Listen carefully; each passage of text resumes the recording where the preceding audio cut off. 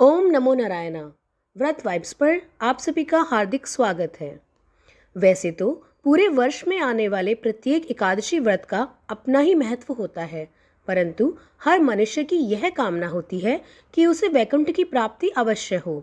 इसलिए उसे इस दिन आने वाले व्रत को अवश्य ही करना चाहिए, जिससे कि भगवान विष्णु को वह प्रसन्न कर सके और वैकुंठ की प्राप्ति हो सके। आइए जानते हैं यह व्रत कौन सा है। यह व्रत होता है पौष पुत्रदा एकादशी का व्रत, जिसे वैकुंठ एकादशी के नाम से भी जाना जाता है। आज के इस वीडियो में हम आपको सुनाने जा रहे हैं पौष पुत्रदा एकादशी व्रत का महात्म्य। चलिए भगवान श्री हरि विष्णु का ध्यान करते हुए हम इसे प्रारंभ करते हैं। धर्मराज युधिष्ठिर ने पूछा कि हे कृष्ण, अब आप पौष माह के व्रत के बारे में समझाइए। इस दिन कौन से देवता का पूजन होता है तथा इसकी क्या विधि है। इस पर श्री कृष्ण बोले कि हे राजन, पौष शुक्ल पक्ष की एकादशी का नाम पुत्रदा एकादशी है। इसका पूजन विधि विधान से करना चाहिए। इस व्रत में नारायण भगवान की पूजा करनी चाहिए। इसके पुण्य से मनुष्य तपस्वी, विद्वान और लक्ष्मीवान होता है। इसकी मैं एक कथा तुम्हें सुनाता हूँ, इसे ध्यानपूर्वक सुनो। भद्रावती नगरी में सुकेतुमान राजा राज्य करता था।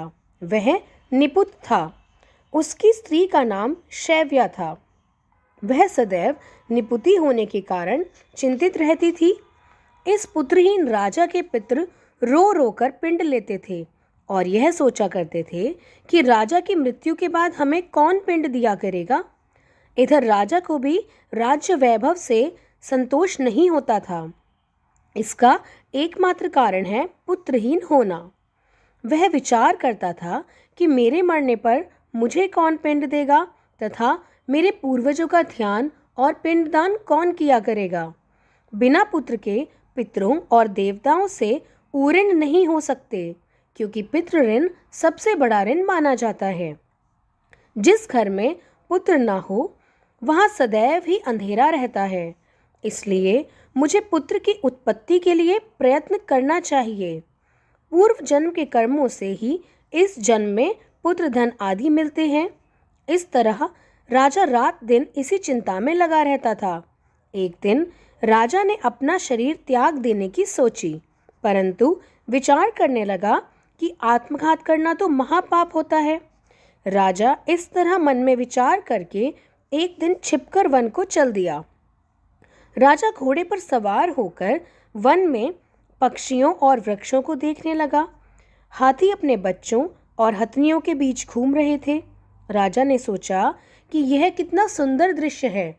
एक पुत्र का होना कितना ही जरूरी होता है। राजा प्यास के कारण अत्यंत बेचैन होने लगा और पानी की तलाश में आगे बढ़ा। कुछ आगे जाने पर उसे एक सरोवर मिला। उस सरोवर के चारों तरफ मुनियों के आश्रम बने थे। उस समय राजा के दाहिने अंग फड़कने लगे। राजा मन में प्रसन्न होकर सरोवर के किनारे बैठे हुए मुनियों को देखकर घोड़े से उतरा और दंडवत करके उनके सम्मुख बैठ गया। राजा को देखकर मुनीश्वर बोले कि हे राजन, हम तुमसे अत्यंत प्रसन्न हैं। तुम इस जगह कैसे आए हो, यह कहो। इस पर राजा ने उनसे पूछा कि हे मुनीश्वरों, आप कौन हैं और किस लिए यहाँ हैं, यह मुझे बताइए। मुनि बोले कि हे राजन, आज पुत्र की इच्छा करने वाले को संतान देने वाली महान पुत्रदा एकादशी है, जिसे वैकुंठ एकादशी भी किया जाता है और इसका व्रत करने से सदैव ही संतान प्राप्ति होती है। हम लोग विश्वदेव हैं और इस सरोवर पर स्नान करने के लिए आए हैं। इस पर राजा बोले कि हे मुनीश्वर, मेरे भी कोई पुत्र नहीं है। यदि आप मुझ पर प्रसन्न हो तो एक पुत्र का वरदान मुझे भी दे दीजिए। मुनि बोला कि हे राजन, आज पुत्रदा एकादशी का व्रत आप। मुनियों के वचनों के अनुसार राजा ने एकादशी का व्रत किया और द्वादशी के दिन पारण किया। इस प्रकार विधिवत व्रत करने के बाद मुनियों को प्रणाम करके अंत में वे अपने महल को वापस आ गए। कुछ समय बाद ही रानी ने गर्भ धारण किया और 9 माह के पश्चात उनके यहाँ एक पुत्र रत्न की प्राप्ति हुई।